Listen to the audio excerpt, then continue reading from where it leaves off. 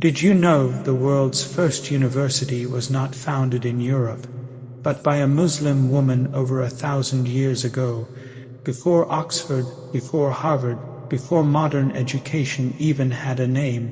A woman in the Muslim world invested her wealth not in luxury, but in knowledge. Why is this story missing from our textbooks? Why are we never told that Islam empowered women to lead, educate, and shape civilizations? This is not just a forgotten fact, it's a forgotten legacy. A legacy that proves education, faith, and leadership walked together in Islamic history. Over 1000 years ago, Fatima al-Fihri, a Muslim woman, founded what is recognized as the world's first university. At a time when women elsewhere were denied education, Islam encouraged learning for both men and women. Fatima used her inheritance to build a center of knowledge in Fez that taught religion, science, mathematics, and philosophy. Scholars from across the world came to study there. This was not an accident. It was a result of Islamic values that honored knowledge, education, and women's contribution to society. Her story challenges modern stereotypes and reminds us that Islamic civilization led the world through education, inclusivity, and purpose-driven learning. More than 1,000 years ago, at a time when formal education was rare and often restricted, a Muslim woman named Fatima al-Fihri laid the foundation of what is recognized today as the world's first university. Using her personal inheritance, she established an institution in Fez that was dedicated to learning, scholarship, and intellectual growth. This was not a symbolic gesture. It became a fully functioning center of education where students studied Quranic sciences, mathematics, astronomy, medicine, logic, and philosophy.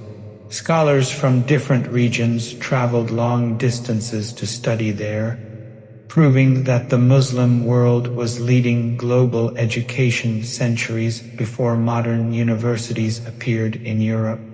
The fact that this institution was founded by a woman challenges the modern assumption that leadership and intellectual vision were denied to women in early societies, especially in the Islamic world. This historic achievement was not an exception created in isolation.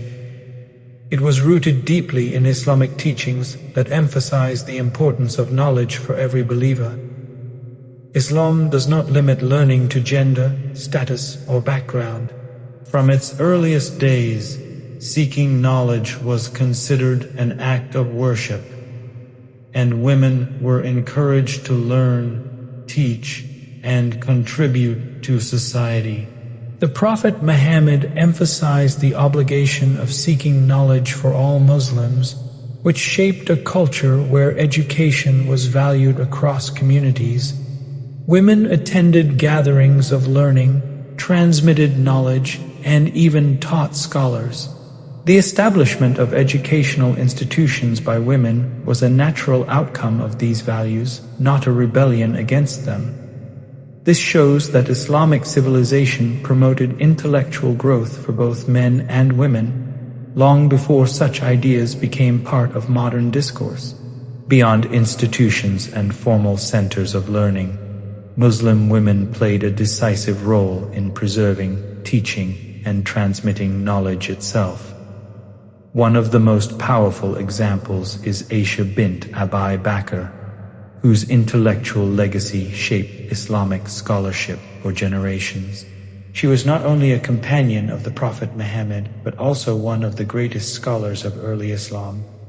After the Prophet's passing, people from across the Muslim world came to her to seek knowledge.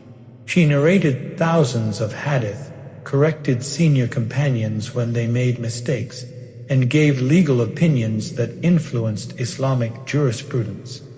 Her home functioned like an open classroom where men and women alike learned directly from her. This reality directly challenges the modern misconception that women were silent or absent from religious scholarship In truth, foundational Islamic knowledge passed through the minds and voices of women like Aisha, whose understanding of law, ethics, and worship remains authoritative to this day.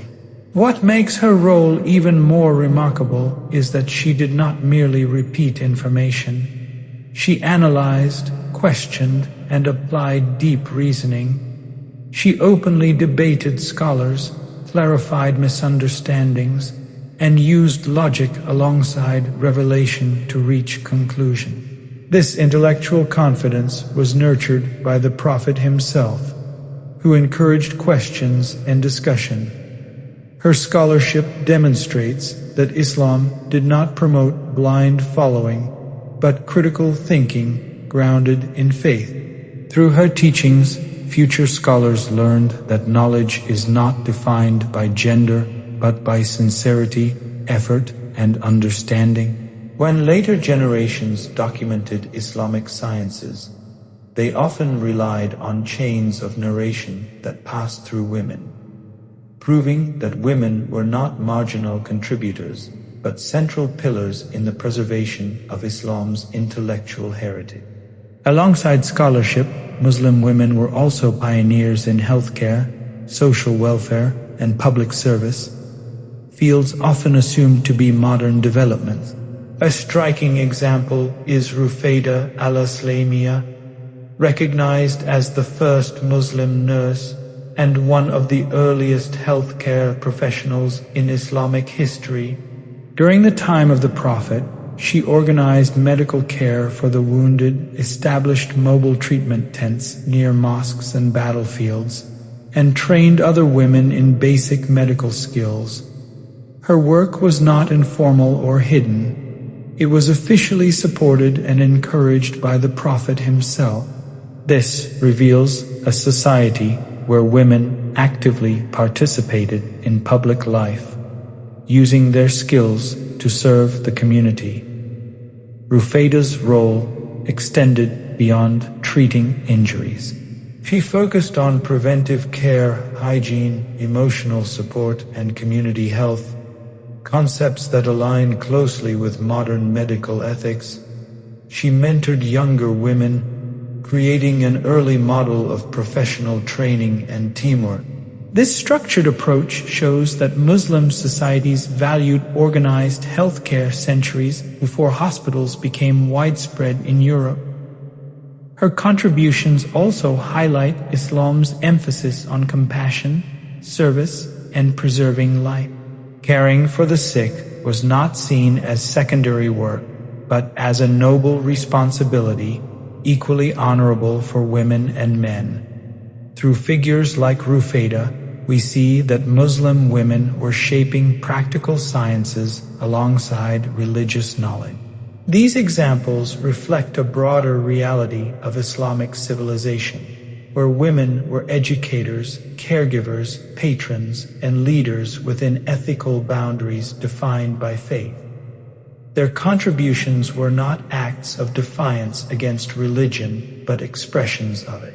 Islam created a moral framework that honored knowledge, service, and responsibility, allowing women to flourish in roles that benefited society.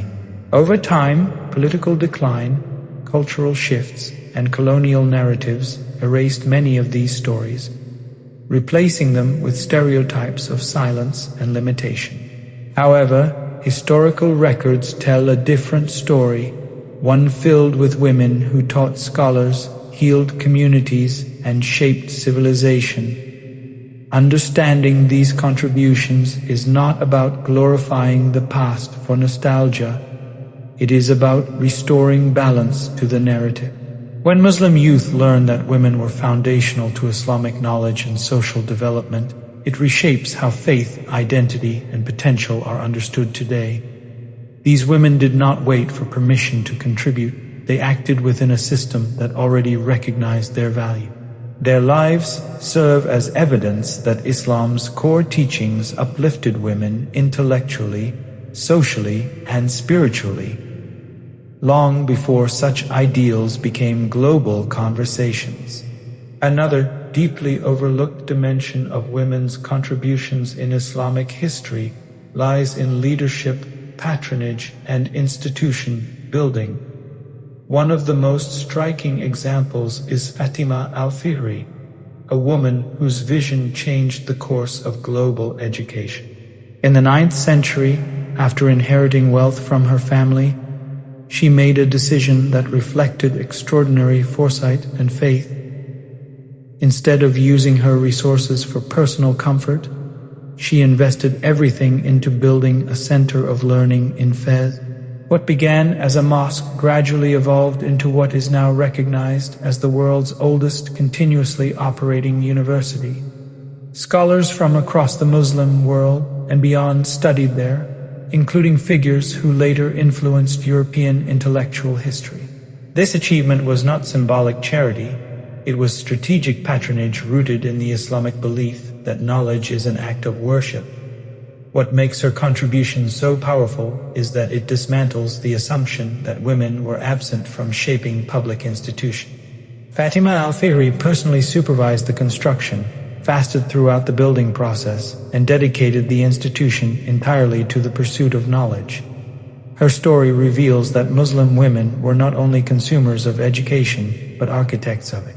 The systems of learning that later fueled advancements in philosophy, medicine, mathematics, and theology were sustained by women who understood the long-term value of education. Over time, as historical narratives became male-centered, her name faded while the institution remained famous. Yet every scholar who passed through those halls was indirectly shaped by her vision. Her legacy proves that leadership in Islam was not limited to political power. It also included intellectual stewardship and community investment. Beyond institutions and social leadership, Muslim women also shaped the spiritual and ethical heart of Islamic civilization. Their influence is seen most clearly in the realm of inner purification, devotion, and moral philosophy. A luminous example is Rabia al-Adawiyya, whose teachings transformed Islamic spirituality. Living a life of simplicity and devotion, she articulated a concept that would redefine worship itself, loving Allah not out of fear of punishment or desire for reward, but purely for His sake. This idea became foundational in later Sufi thought and continues to inspire millions. Her words were not abstract poetry alone. They were lived realities that shaped how Muslims understood sincerity, intention, and closeness to God. Rabia's influence extended far beyond her lifetime. Male scholars, mystics, and students sat at her feet, listening and learning without questioning her authority. Her spiritual insight was recognized as profound, not because she claimed status, but because her life reflected absolute sincerity. She challenged superficial religiosity and redirected focus toward inner transformation. At a time when society often measured piety by outward acts, she reminded people that the heart is the true center of faith. This contribution is essential to Islamic history because civilizations are not sustained by laws and institutions alone. They are sustained by values, ethics, and spiritual depth. Rabia's teachings helped preserve the soul of Islam during times of political unrest and moral decline. Together, these examples reveal that Muslim women shaped Islamic civilization on multiple levels at once. They built universities that carried knowledge across continents, and they nurtured spiritual philosophies that refined the human soul. Their impact was not isolated or accidental. It was the result of an Islamic worldview that honored intention, knowledge, and service regardless of gender. The erasure of these stories did not occur because women were absent, but because later historians chose not to preserve their names with the same care. When these narratives are restored, a more complete and truthful picture of Islamic history emerges. Recognizing these contributions also reframes modern conversations about women and Islam. These women were not struggling against their faith to achieve greatness. Their faith was the very source of their strength and clarity. They understood worship as action, service as devotion, and knowledge as legacy. Their lives show that Islamic civilization was never meant to be one-dimensional or exclusive. It thrived because men and women together carried its intellectual, spiritual, and moral responsibility. When these forgotten stories are remembered, they do more than correct history. They awaken confidence, purpose, and a sense of belonging for a new generation seeking meaning in the past to build the future. The stories of these remarkable Muslim women were almost erased from history, yet their legacy still shapes our world today. They built universities, preserved knowledge, and inspired generations, showing that leadership, faith, and education know no gender. The question is not whether they were forgotten, but whether we will let their lessons inspire us now.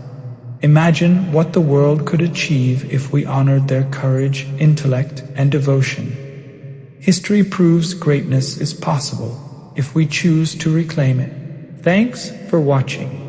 Subscribe to the channel for more inspiring Islamic stories and powerful lessons from the past.